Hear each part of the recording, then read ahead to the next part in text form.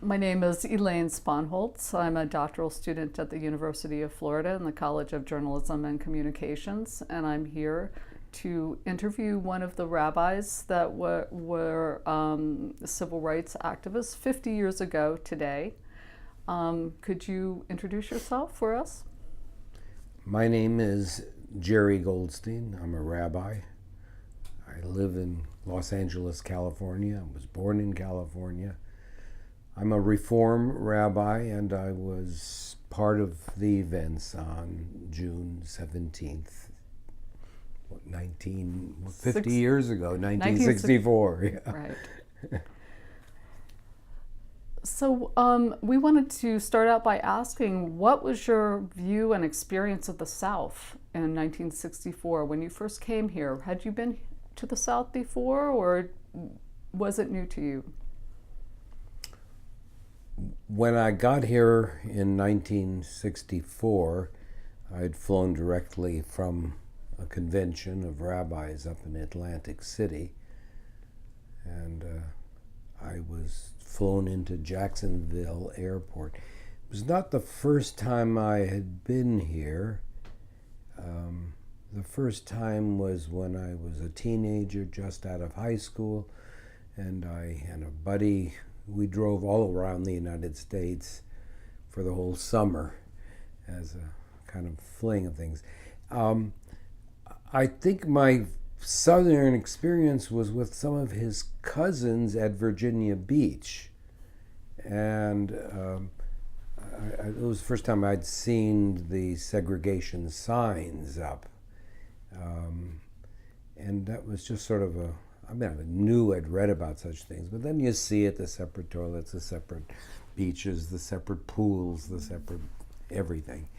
And I don't think that I was all that morally upset about it. It was just sort of peculiar regional behavior. Not much different than, what are they, cheesesteaks in Philadelphia or something. It just was local color. And we encountered that as we crossed through the South and then came out into Texas or Oklahoma, and gradually it was left behind. I don't think I had much. Probably most of my attitudes of the South at that point had emerged from my studies in high school of U.S. history and having to learn about the Civil War, or the war between the states. I knew the people in the South called it. I just wasn't morally that sharp. I wasn't historically that sharp. I wasn't that culturally sharp at 17, 18 years of age. I learned a lot more when I went to UCLA. But I don't think I had ever really focused on the issue of Southern segregation or American segregation, really, until I came here to St. Augustine in 1964. That'll probably get us to the question of why did I come here, but saving that for a moment, I think growing up in Los Angeles, we thought we lived in an integrated society. I have to tell you, I went to Beverly Hills High School. I lived in an affluent section of Los Angeles. I had very good schooling. I think my first racial experience really happened probably in my 10th or 11th grade, when I was part of a group of fellows in the Boys League at Beverly Hills High School. And we went once a week to what was called a settlement house down on the other side of town, in the east side of Los Angeles. And there were these poor black and Mexican kids.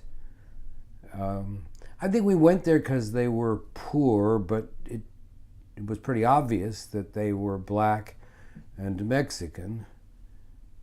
And that was beyond my normal experience. We were to be play directors. I don't know who thought up the project, but it was somebody, some teacher or somebody, who thought we should know more about other Americans than upper middle class white kids of privilege encounter in their schools. And that was a kind of a lesson in some of the realities of Los Angeles, and maybe an introduction to the racial aspect of the American system. And that was in Los Angeles.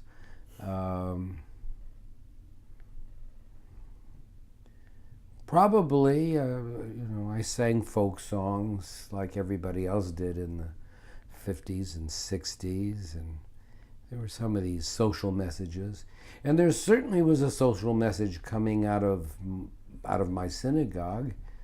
The emphasis on everybody being equal and us having a responsibility for people who had less than we had. Kind of generic lessons which we learn in the middle class to talk about. How did your family, your parents, and your siblings shape your attitude about race?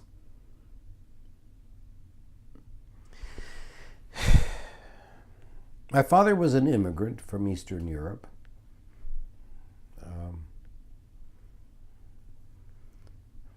And he loved America. He spent his whole life trying to shed all traces of having come from Poland. And that included, to some extent, Jewishness. He associated being Jewish almost as that was a big piece of his own European upbringing. And he didn't discriminate between the pieces of his Polish background, but he had literally run away from Poland when he was 19, and they wanted to draft him in the Polish army. What year was that? Must have been about 1921, I would guess, 1920, after World War I. World War I had been fought back and forth through the town that he lived with. I mean, they were occupied by the Germans and the Russians and then the Austrians, and his family were in the middle of the battle lines as civilians, but he was sick of the whole thing, and really did not want to serve in the army. And his parents, who I never ever met, I guess allowed or encouraged him to leave. He ran. He crossed the bridge from out of Poland and threw his passport, his documents, in the river. Literally, he just wanted to cut off from everything that was there. Sort of stupid thing to do when you're an international person. I mean, moving through the countries. And little by little, he had made his way to America by way of Argentina, because the quotas were just coming on then. He couldn't qualify as a Pole. Probably for the next 20 years or something. Anyway, he had to do it now, and somehow this Yiddish-speaking Polish coherent person found his way to Argentina, and within a year he had managed to buy citizenship as an Argentine citizen, and then came to America on the Argentine quota, which is a sort of I think I'm the child of an illegal immigrant. His goal was to be Americanized. He loved steak and potatoes, and he loved anything American. He worked hard as an immigrant laborer in a sweatshop in New York. I'm digressing on it, but it is part of my upbringing to have some real sympathy with the outsiders who were trying to get into a system. People who aren't born to the privilege, but seek the advantages, the privileges of being an insider in a culture. And he worked hard at it. He married my mother, who was born in America. She was, as I recollect, always embarrassed about his foreign accent, which identified him.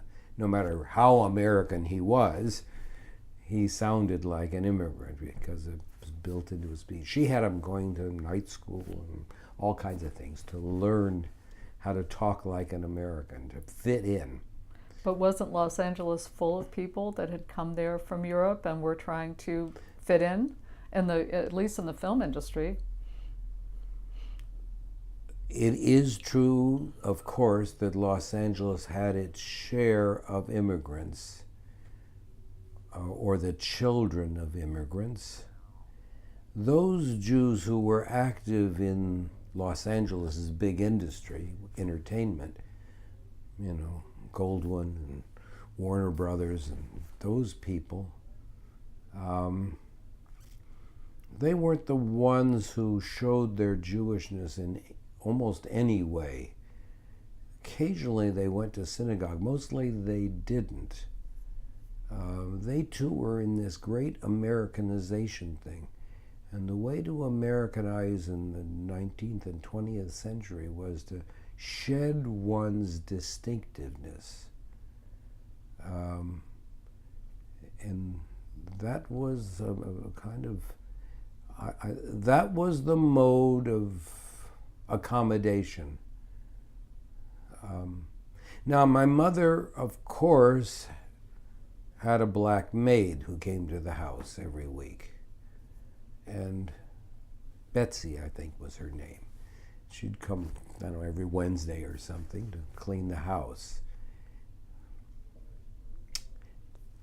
I don't,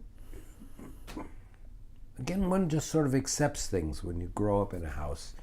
And I don't know that my mother ever abused Betsy by her requirements or requests, or if she even had the privilege to ask for something that she was concerned with. But they paid her, and that was a job for her, and she took care of a lot of the housework.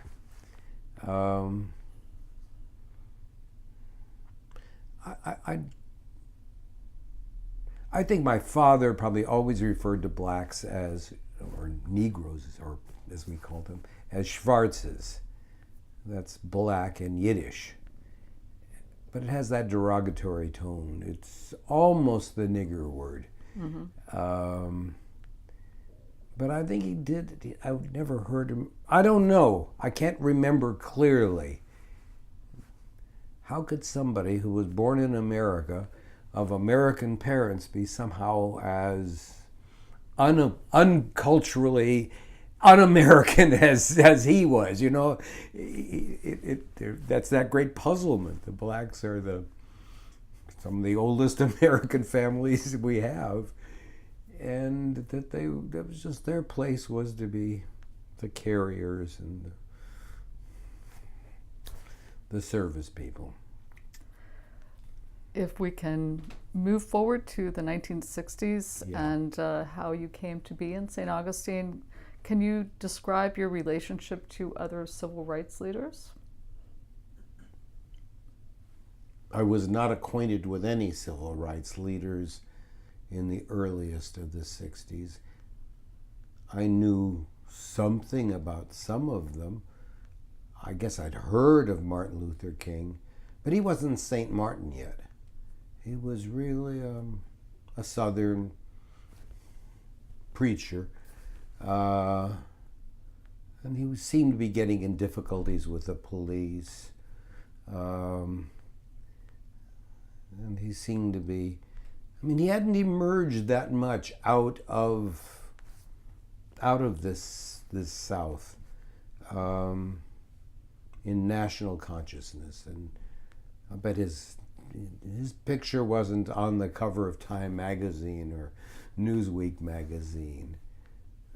I was already from the age, from 15 on, I became a subscriber to the New Republic magazine. My budding progressivism was nurtured by that grand American journal. And it was feeding me with, I guess, liberal democratic ideas. But I don't know that any blacks were part of that pantheon. Thomas Jefferson was, themes in American history really, and I guess, Abraham Lincoln, that kind of a message was really very, very important to me, and it's part of my growth. Compares understanding deeper about the movement toward human equality in Judaism and Jewish thought, and in America and American thought. And I'm fed deeply more and more as I'm older and look back on what happened to me and why I came to St. Augustine, why I responded to Martin Luther King's Jr.'s request for rabbis to come to St. Augustine. It was playing off of some latent ethical, moral themes that had emerged in my soul, in my awareness, in my consciousness. But I had not, as some of my colleagues had done before then, been part of any demonstrations against segregation, or even for civil rights. I was amazingly quiet. I could talk some of the talk. Rabbis give talks, lots, or give lessons. I already knew we should pursue justice. I knew and taught that, justice shall you pursue is the message of the prophets.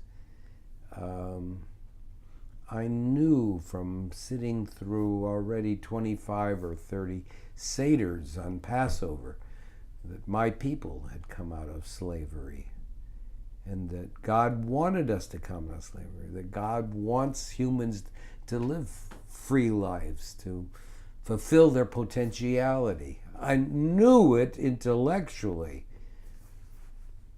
but somehow, until the invitation came from Martin Luther King to us at that convention that I was at in Atlantic City, the first national rabbinic convention I ever went to. I was ordained in 1963. We were busy moving that summer to St. Paul, where I took a position as the assistant rabbi in a fine old Minnesota congregation. The oldest Jewish congregation in Minnesota Territory was not Saint at all. It was Mount Zion Temple in St. Paul, Minnesota. A very, I would say now, a dowdy, old, mainline Jewish congregation in St. Paul. And I was the rabbi there for that first year. And for 3 years after that, too.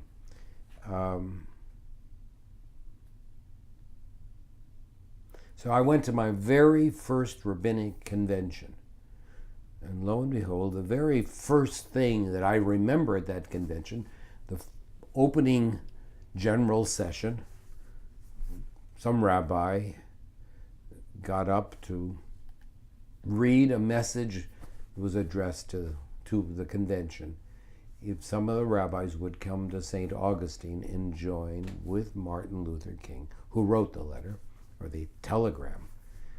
You remember what telegrams were? They were electronic media of 50 years ago.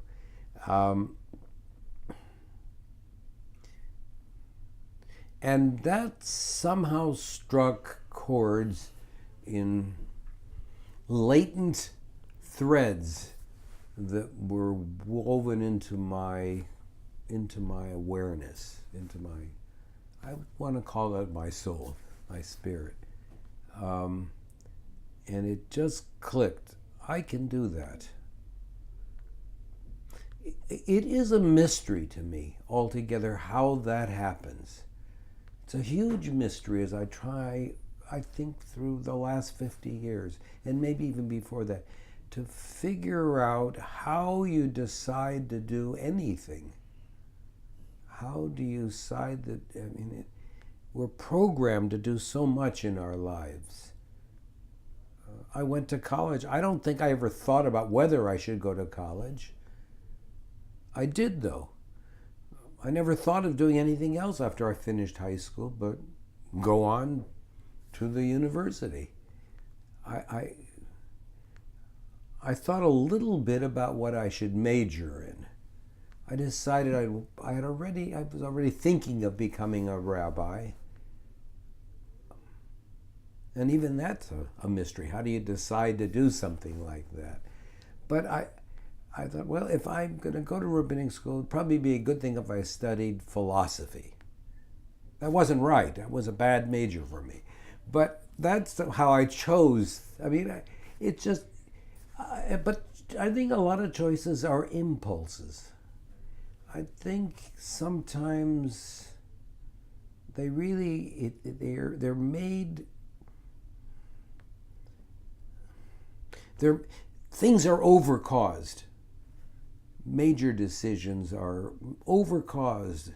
There are motivational operations going on in the brain and in the liver and the kidneys and the fingertips that are beyond altogether explaining it. We define it as free choice because that's the only way we can somehow think morally, is if there is free choice. But that free choice is really tempered by so much of that's not altogether available to awareness. Yes, one of my questions was, how did you face your fears? What fears did you have about coming here, and how did you overcome those? And you're speaking in that area now of how to make decisions. I don't remember of being afraid of it. My experience as a tall, white person of the middle class was, I'd do anything. I don't. My mother had been frightened once when at UCLA, a friend of mine and I went to a political rally, I think for Adlai Stevenson, when he was running against Eisenhower. I think it was then.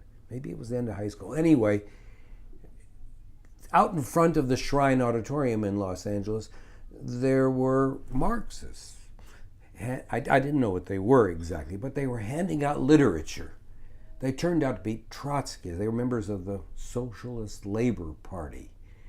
But they were the other communists. There's Leninists and there were Trotskyists. And I'd taken some of their literature, and boy, it read exciting. It was interesting. They were really into social justice on paper. And I came home with it. My mother saw that, and she said, "You go and get your name off that list." These were the days of McCarthy, I think. And she said, "You can't be associated with them." So she was frightened. She was frightened. I wasn't frightened by it. I said, "Mom, you're overreacting." But I never went to any of the events. I didn't call up to say, "Get my name off your list." But I think that was the only time I ever saw her afraid for me. She wasn't afraid I would learn to drive. She wasn't afraid if I went to summer camp in the High Sierras. She wasn't afraid of... She wasn't afraid when I and my friend decided to drive around the country for 2 months. I mean, none of that... It was my entitlement. but there was a ridge there somewhere. Anyway, I was not frightened to go to St. Paul. If there was any fear I had, I was a little anxious that my young wife, who had gone ahead to Los Angeles, I went to school we were living in St. Paul, but it was summer vacation for the two of us. I was going to the convention and then flying home to Los Angeles. She went ahead to Los Angeles, and we had a baby daughter already. And I was afraid to call her from Atlantic City and tell her what I was going to do. I did call her from Jacksonville Airport after I was already almost here.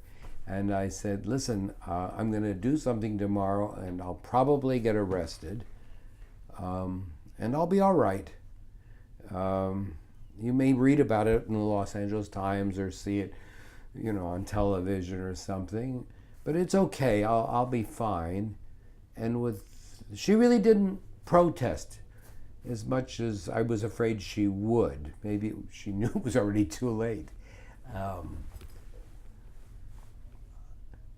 I wasn't afraid at all, I think, of coming and getting in trouble that would matter.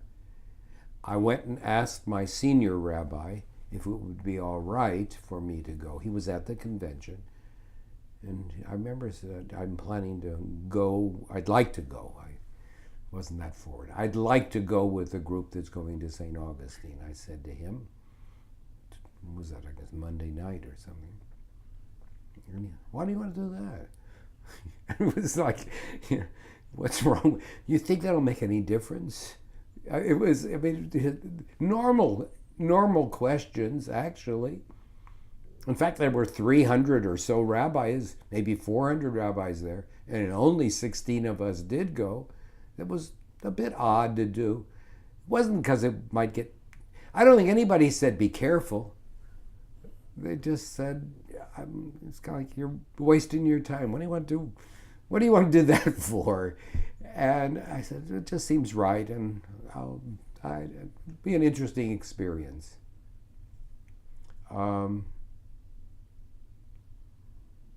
I wasn't afraid until after the initial meeting with King and the leaders and the black folks of town who were at the church.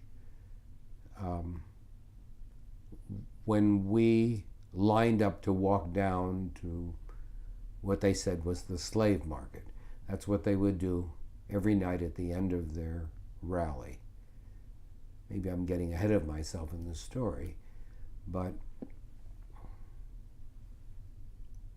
Did you hear stories from them that gave you a better idea of what it was like for them, their reality? First hint, as we were, just before we lined up, King said to all of us who were going to be walking, us 17, and there were a couple of white Christian men who were with us, who I don't remember much about. And then, I don't know, 50, 70 blacks, I don't really know. We lined up in pairs. King said to us, now you're going to be going out on the street, walking downtown, and there will be people who are going to yell at you, and they're going to scream at you, and they're going to say things you don't want to hear. You're going to feel like you have to answer them. You're going to feel angry. You're going to feel frightened, scared, worried. Don't answer them. We are pledged to nonviolence. You do not want to provoke violence. You don't want to do anything but maintain your dignity, stand upright, look ahead, and keep marching. You're making a statement by what you're doing, and you don't have to answer them. Don't talk back to them. Now that was a stricture I'd never ever heard in my life. And that was, my antenna sort of rose up about this high at that point. Oh, all right, I'll do it. King says do it, I'll do it. And we swung out in the street, and started going down the center of the street. And damn it, there were people on both sides of the street, on the sidewalks, on the curbs, red-faced, angry people. At every corner, it seemed, there were thugs with broken bottles in their hands, bricks, stones. They were and screaming horrible obscenities at us, insulting us with all kinds of epithets, from the political to the social to the religious to the gutter. I mean, it was just flying at us. And there were families watching it. I do remember a man who had his little girl or boy on his shoulders. This was like he was at the circus or the zoo or something. And they were watching. But those red-faced, angry, really, I had never in my life to that point seen people so mad and en masse. It was social hysteria that was barely contained. They would certainly have let loose with their stuff. I mean, throwing stuff. If it hadn't been for this thin line of state troopers on either side of us. I don't know how many there were. Not that many. And the guy who was nearest to me on my right, we were in a column coming down, and they were spaced out, I don't know at what intervals. They were local men. I mean, I presume state troopers. I mean, I guess it's like highway patrol people who were doing that. But they were part and parcel of this society. And they didn't like us either. It was just their job to, I guess, to prevent violence. Who were you paired with? I don't know, a black gentleman, and I don't remember his name. We were all paired out. And I think the whole sight of us, we didn't represent dignity to them, we represented oppression. I mean, I suppose maybe it's like a Confederate soldier seeing a Yankee soldier or something. You have no sympathy whatsoever with whatever they're into. You just only see them as representatives of the devil or of evil, and in a sense that's how I saw them. I was under orders to walk straight ahead. My impulse would be go and argue with one of them, answer him back, call him a shithead, say something to him back, or him, or the hymns. If there's just one or two or five of them, but I don't know, it was endless. I don't know how far we walked. I'm waiting this afternoon. I'm going to walk, or at least try to walk, from where the church is up here to the Constitution Square, which is, I guess, where we went to. I wasn't really geographically linked that night. My friend told me, he said, Jerry, today, Richard said to me, did you know there was an ocean right over there? I said, no, I didn't. We didn't look at it. It's just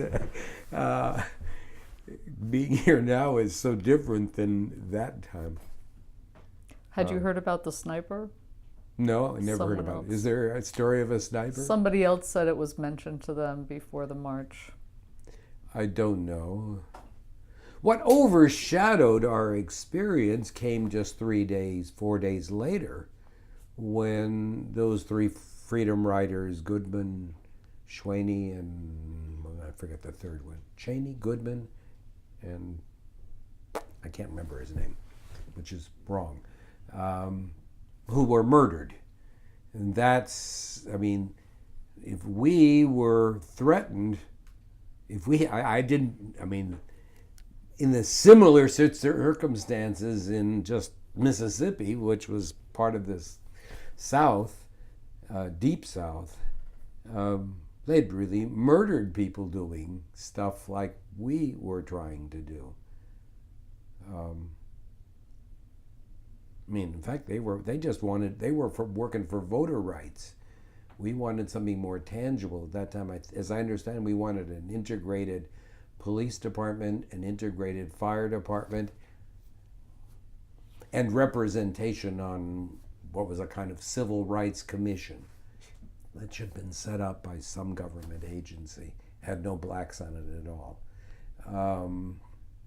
Now that,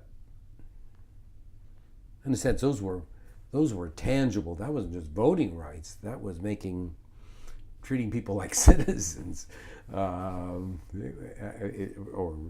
people who could accept responsibility to be policemen and firemen. For them, it was decent middle-class jobs. They weren't, well, whatever. That was my scariest night ever, though. I wrote an article called My Scariest Night, and it appeared in the journal Reform Judaism about 2-3 years ago.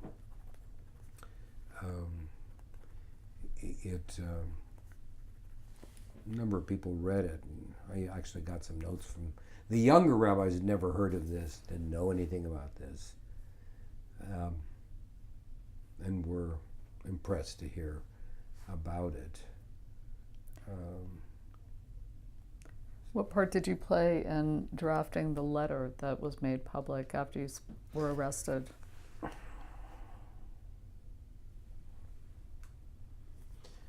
Well, I took part in the discussions, but I was one of the youngest rabbis in the room.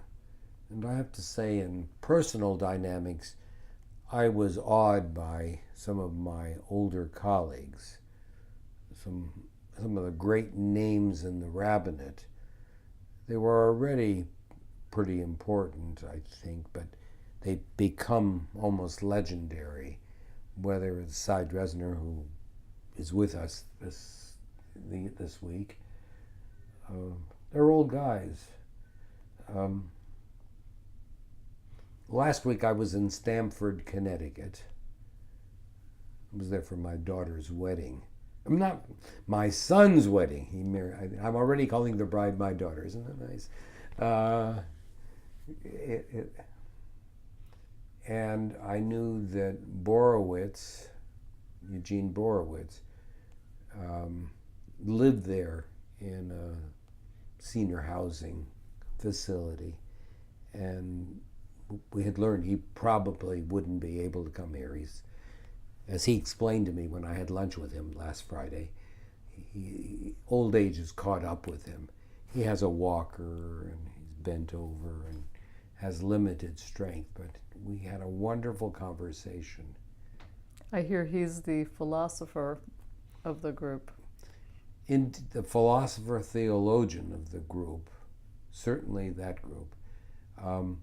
He says, and I have to believe it, that he required, in some sense, each one of us to take a piece of paper. It was hard to find paper in jail. We were using the edges of newspaper and whatever, to write a sentence about why we came. And he said he had all those pieces of paper, and from that he crafted the first draft somewhere between midnight and 3 a.m. when I was trying to sleep.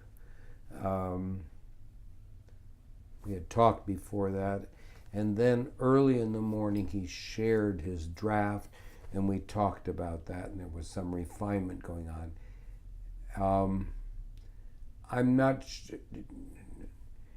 I'm sure the final edition of this letter, the Why We Went letter, was completed after we were freed from jail.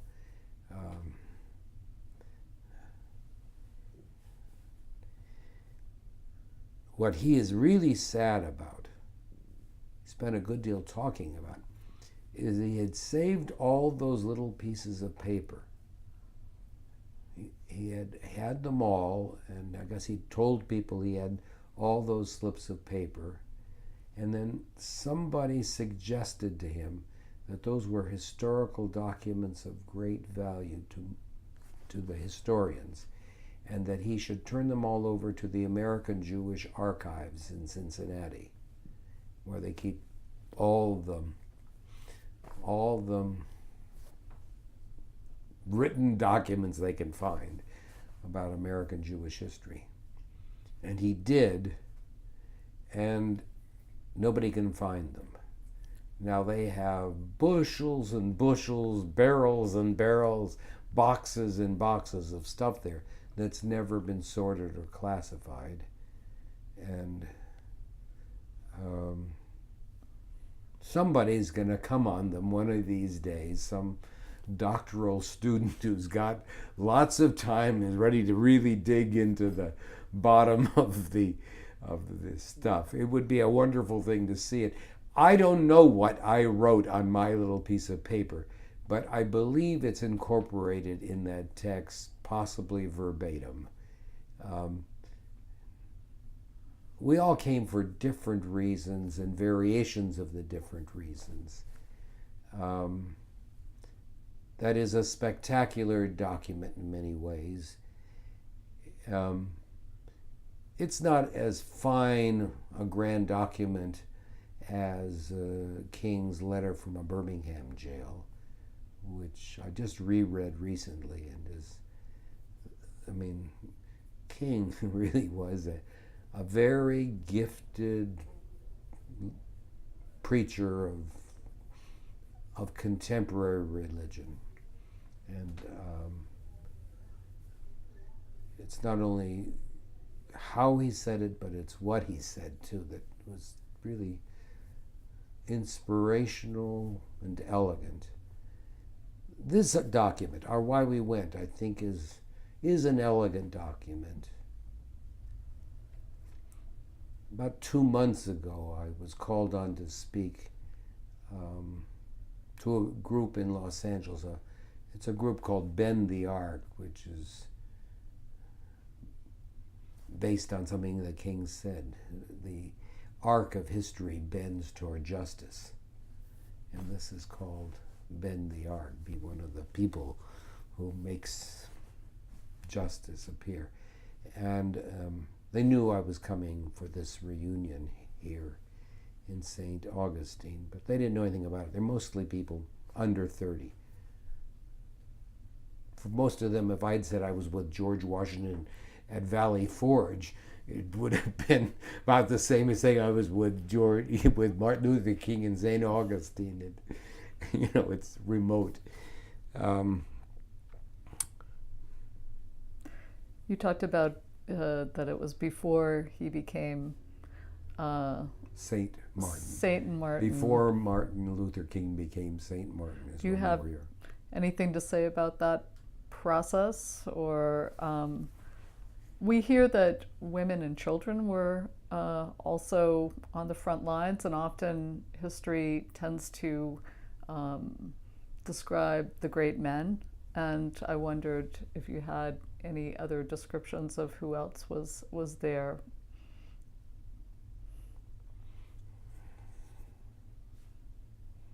In 1960s, the world of America was run by men. I went to a seminary for rabbis, the greatest liberal seminary of Judaism in the history of the world. There were no women there. And to my everlasting shame, I never thought there was anything wrong with that. Same thing, like I never felt there was anything wrong that at the seminary in Cincinnati, our meals were served to us by black men wearing white gloves, like we were sitting on the plantation or something. The men's world and the racist world coexisted in ways that the last 50 years has dramatically challenged, and my own personal awareness is part of the awareness of of millions of people. And King King is a character in that shift of awareness. Even in him there was a shift going on. He started out clearly as a black who was angry with the black status. But when he died in Nashville, he was there for the garbage workers. He was already making a socio-economic statement. His relations with women, like the relations that many great men have had with women, are disappointing in retrospect. I don't want to get stuck on that. I admire what he had to say and how he had to teach it, and his ability to rally folks in ways they had never really been rallied before. It's like Thomas Jefferson, that other American tradition. I mean, Jefferson wrote the Declaration of Independence. What greater statement in human rights and human dignity is there? And he did it with slaves in his home and with a black woman in bed with him.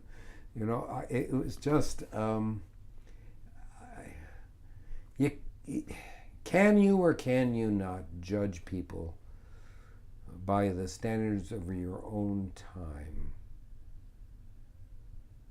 I'm in a senior citizen class at California State University, Northridge. About 200 of us, 250 of us, all of us retired professionals, engineers, lawyers, school principals, a couple of rabbis. I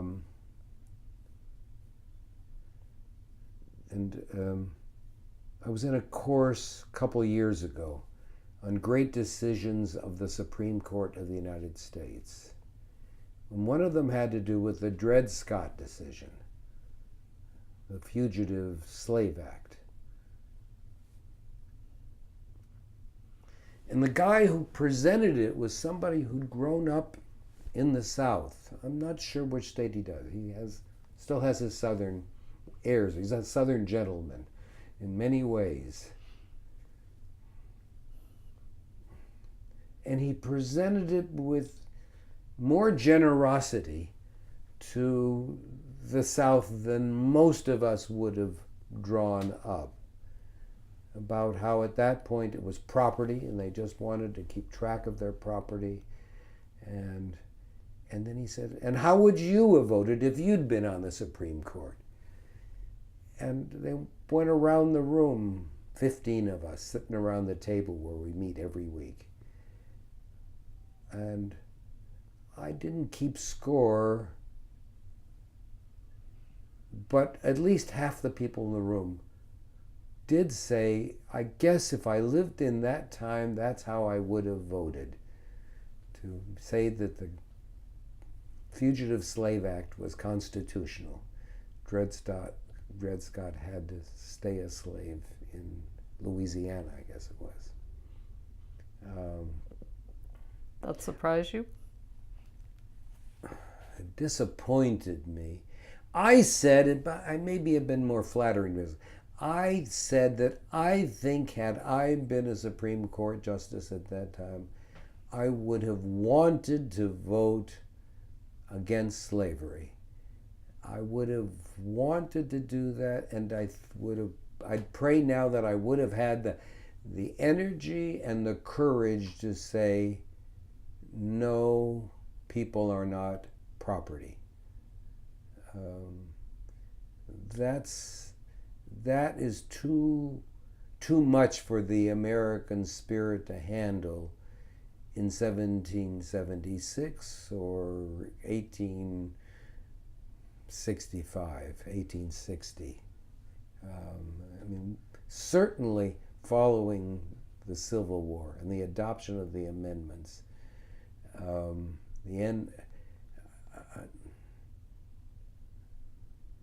But before 1860, the case was, I think, about 1855. I think I would have, but that's me talking. I'm a 78-year-old now. I was 76-year-old when we had that discussion. But I remember it because it's hard. How judgmental can you be on people who live in a different time and place and era?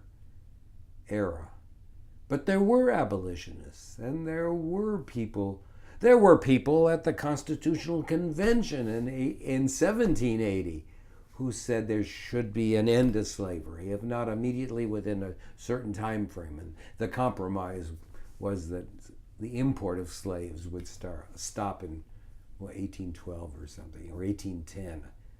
I forget the years, but the concept that there was something wrong with kidnapping people from Africa to make them slaves and property in the United States, already there was awareness that that wasn't right.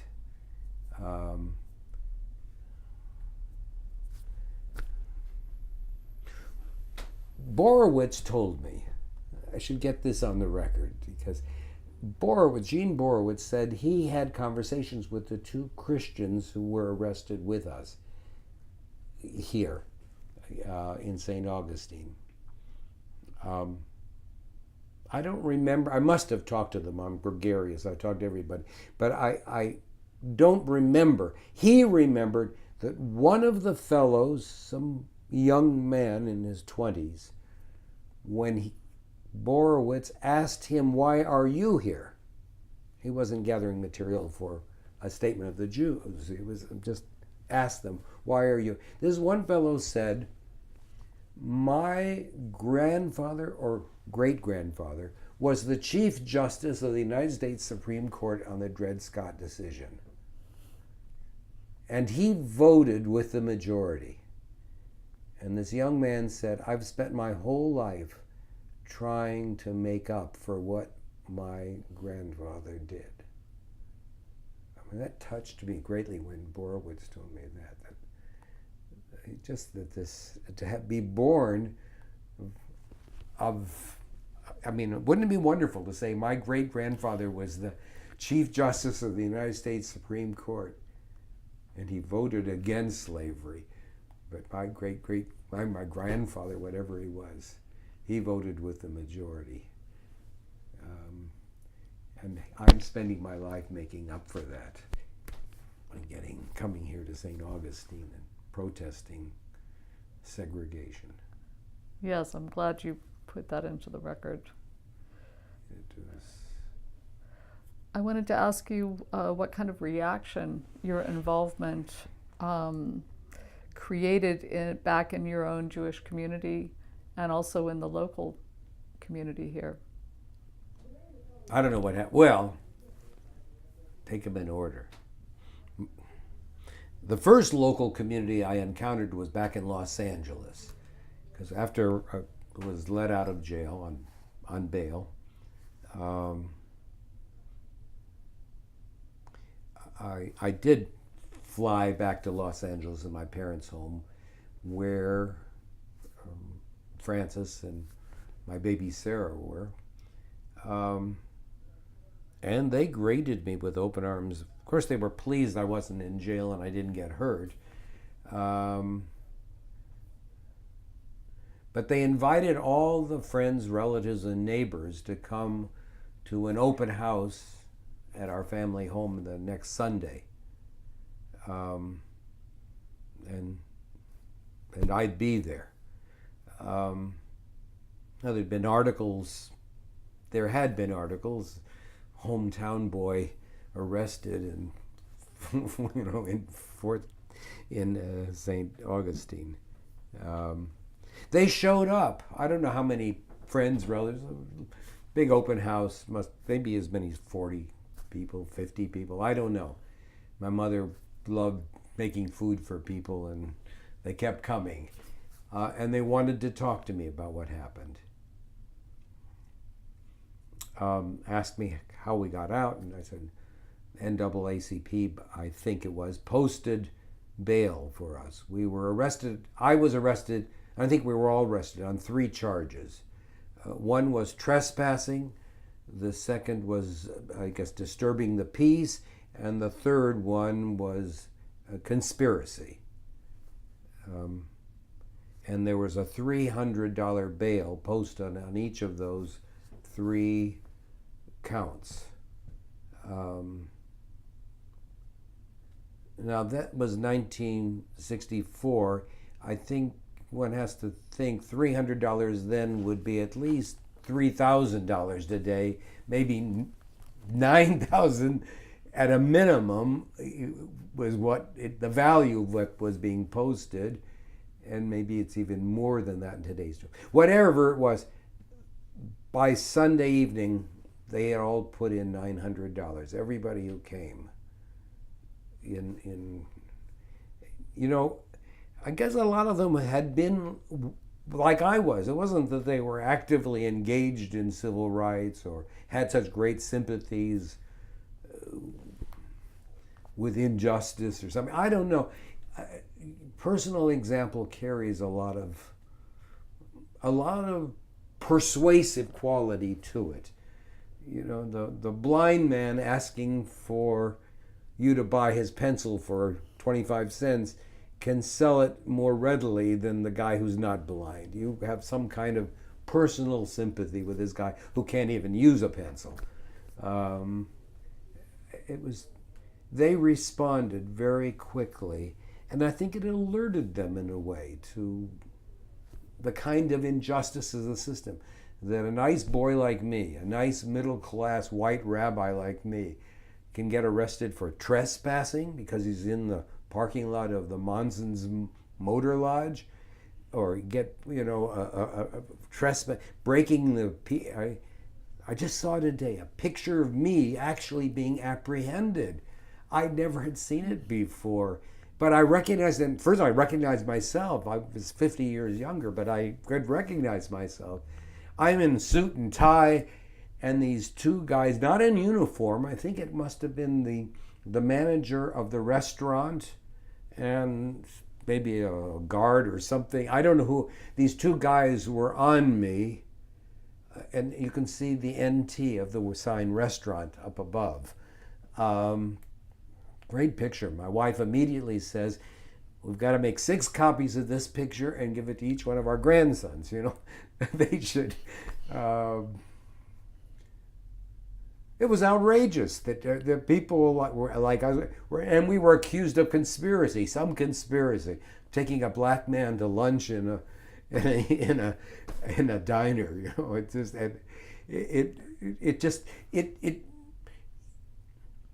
It humanized the whole thing. You hadn't have to talk about segregation. You just talk about what it means that you can't take somebody you want to into a restaurant to sit down and eat lunch. Brings it out of the theoretical realm. Boy, did it move it out of the theoretical realm. Yeah. So you're saying that your congregation raised money Oh, for no, that you. wasn't When my you say congregation. they- That was the friends and relatives. Okay. When I came back to Minnesota and St. Paul, I was given hero status already. They had molded over. And I thought somebody would get upset. I guess I had some fears. In a classy old status synagogue, rabbis don't get arrested. I mean, that's just off the charts. You're just acting out. It's not common at all to get in trouble with the law. Your rabbi's part of the law and order side, and I was afraid that there would be embarrassment on the board's part, the officers. The very first conversation I had when I got to Mount Zion Temple, after the first Sabbath, the president of the synagogue called me on the phone and he had something important to talk to me about. do I have some time that afternoon? Of course, Mr. Bernstein. And this is before I went to Florida. This is very beginning of, well, it was in fall of 63. And Mr. Bernstein comes to see me, and he takes a seat opposite me, behind my desk, and he says, "Well, Jerrold," only people call me Jerrold only when they don't really know me. I'm always Jerry, but Jerrold, I want to talk to you about the way you sat on the pulpit last Friday night at the Sabbath service. You can't sit there with your legs crossed, and you have to sit up straight. It's very important for you to sit up straight and look very proper. You spent some of the time playing with the flowers that were on the pulpit, and that's not right. You cannot do things like that. And then when you walk across what we call the bema, the stage, you must walk with great dignity. You can't just slouch across in an ordinary walk. You represent the dignity of our religion and the dignity of our synagogue, and you must behave with dignity. That was his important message to me. That's the kind of synagogue that Mount Zion was in the 60s. The most important thing he had to tell me was sit up straight and walk properly. And he had a private conference with me to tell me that. Well, I was going back there, and I'd just been in jail. I got no static whatsoever. They really saw me as having done something grand. Maybe if I'd done that in downtown St. Paul, they would have been upset. I mean, it was on the front page of the St. Paul Dispatch with a picture of me, and all about, the headline was Mount Zion Rabbi Arrested. I mean, they could have blown up, one would think. But I guess St. Paul is far enough from St. Augustine that you were telling those Southerners how they should behave. But the grandest affirmation of what I did, one of the grandest affirmations I ever got in my life, came about 30 years later. When I went back to St. Paul, the synagogue was observing its 150th or 175th, I can't remember, anniversary since its beginnings in the days of Minnesota Territory. And they were calling as many of the living rabbis to come back for a weekend. And I had my weekend, and I was asked to talk about this event.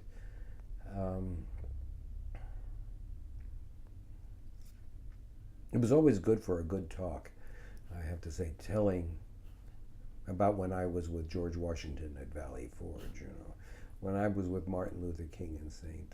Augustine. Afterwards, at what we call the Oneg Shabbat, the refreshment table, after the service, I say young man, he was a member of the Minnesota State Legislature, the Assembly District from St. Paul. I feel like crying right now. Dick, I've lost his last name. I'll think of it in a bit. But he comes up to me with I think his family in him, and he's in the Minnesota State Legislature, and he has a reputation for always being very interested in social justice legislation. And he tells me, whenever the reporters ask me, or anybody asks me, why do you care so much about social justice legislation? He says, it's because because my rabbi went to jail in St. Augustine. That was shorthand for a whole lot of values, but the power of my example in Dick Cohen's life had that kind of that kind of impact, that's good enough for a lifetime. I mean, that's pretty something that I left him with a model of doing more than you have to do, or doing it more seriously, or risking yourself more than average to accomplish certain goals of a moral society. I take great pride and comfort in his testimonial of his life. You're talking about chaining across generations, really, and starting sort of the ball rolling for somebody else to pick it up. So what would you say to future generations who might listen to this and read about what you did? Do you have any thoughts on where we should go from here? Well, I did have the experience that I talked about a moment ago of talking to this Bend the Arc group, a social justice group in Los Angeles, primarily of Jews, but not exclusively. And I told them my story, and I challenged them to carry on. That's an organization very concerned with voter rights in the whole country. And I said, you're doing something, your organization is doing something very, very important. Protecting and enhancing voter rights everywhere in the United States. And you should do that. Every one of you should do that. If that is your mandate. That's your mandate out of the tradition of American democracy. And if you're Jewish, it's your tradition and your values that come to you out of Judaism. And let them be active in your life. And not just by giving money, but put yourself on the line. If you have to go knocking on doors, then knock on doors. If you have to go talk to legislators, go talk to the legislators. If you can somehow or other do something which will call to the attention of people the injustice of denying people their rights as citizens to vote freely, then go do it. I think participating in the democratic process is demanding. I'm appalled to see the rates of voters going down. In the most recent primary election in California, I think they say there were 17% of the registered voters that voted statewide. Now, that's just, there's something wrong with the system where the overwhelming majority of people just don't care who gets elected, think it's irrelevant.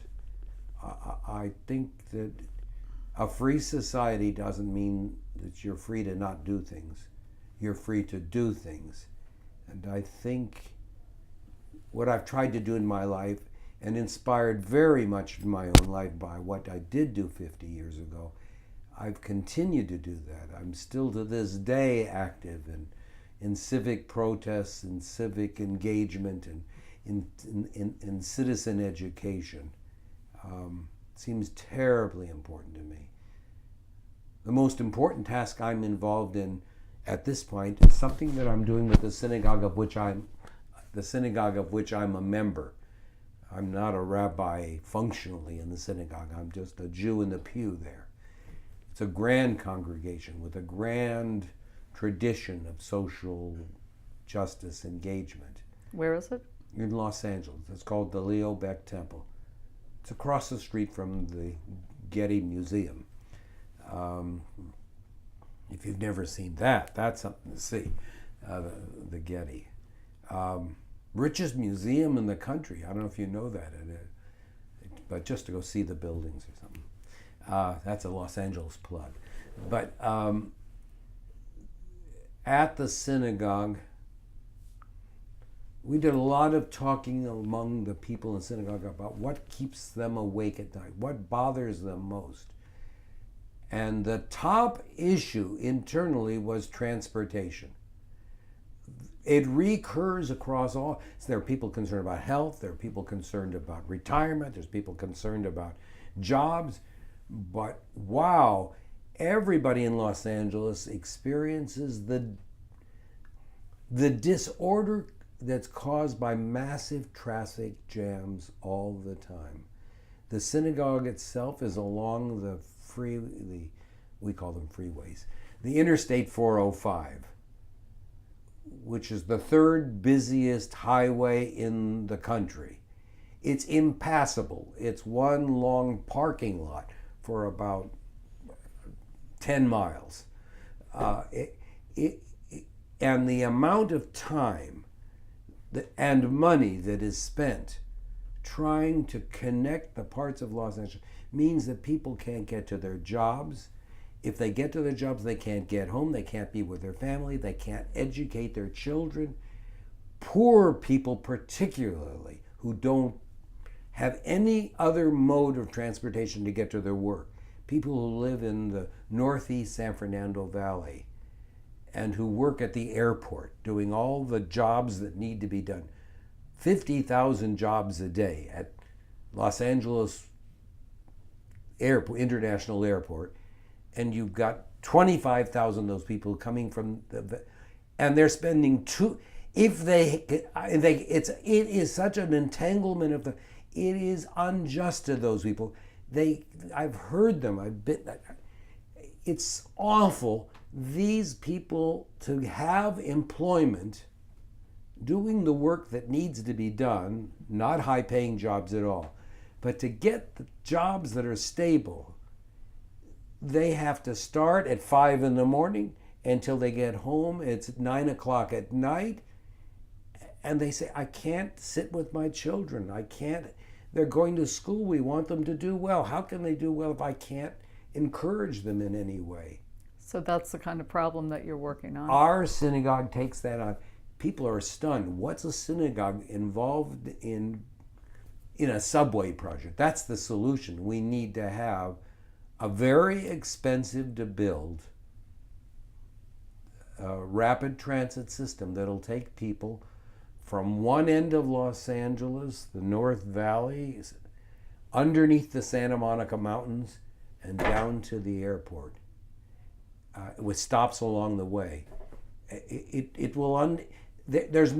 cannot, well, I'm giving up my own sermon, but it's a translation. I don't think I would have 50 years ago been able to say, hey, that's a social justice issue. But I'm sensitive to that. The lives of real people are impacted in a terrible way, including the middle class. Across the board, Los Angeles is a city that's strangling itself. You can't have a major urban center of millions of people where people can't get around. It's not good for business, it's not good for labor, it's not good for teachers, it's not good for students. But it's often the entitled people that are making those decisions and not experiencing that. Well, we're entitled. Right? I'm entitled. Yes. And that's what's startling. We met with the mayor and we. Mayor has become our partner. Because he sees us as able to reach out as a respectable synagogue composed of a lot of high-ranking cosmopolitan personalities in Los Angeles. And we give him the connection. So we had a conference in the San Fernando Valley, and these poor people from the Catholic churches in Northeast and in the Northwest of the Valley are there, along with the Chamber of Commerce and the Valley Industrial and commercial organization and the unions. We put together a major, from our synagogue, put together this major alliance of people who are working and very hard to understand and to promote these policies. The mayor can't believe it. We connect him to people that he can't normally involve. But, if I call Father O'Malley and say, listen, I want you to have some of your people at this place, And I have a relationship with Father O'Malley, or probably Rodriguez is his name. But anyway, we're bringing together people of different backgrounds to solve a common problem. And I think that's a gift, not even a gift, it's a gift to society. It's leading society, taking responsibility beyond where you go. It's more than just saying to people, you know, if you take Van Nuys Boulevard and you get up to Mulholland and then you take a sharp jog to the right, you can find a street there called Stern, and then you take it down about 3/4 of a mile and you make a sharp left, and you can take 5 minutes off your ride over the... I mean, that's how people cope. But that's minor league coping. Major league coping is available to us. And we're the kinds of people who can envision it. And we're doing that as synagogue members. So. Well, you asked me to make sure that you had time to reenact your march. So yeah. This is the time. And we want to thank you so much for talking to us. We'll archive this conversation in perpetuity for you and everyone at the university. And it's been a pleasure to speak with you today on June 17th, 2014. Thank you very much. Thank you.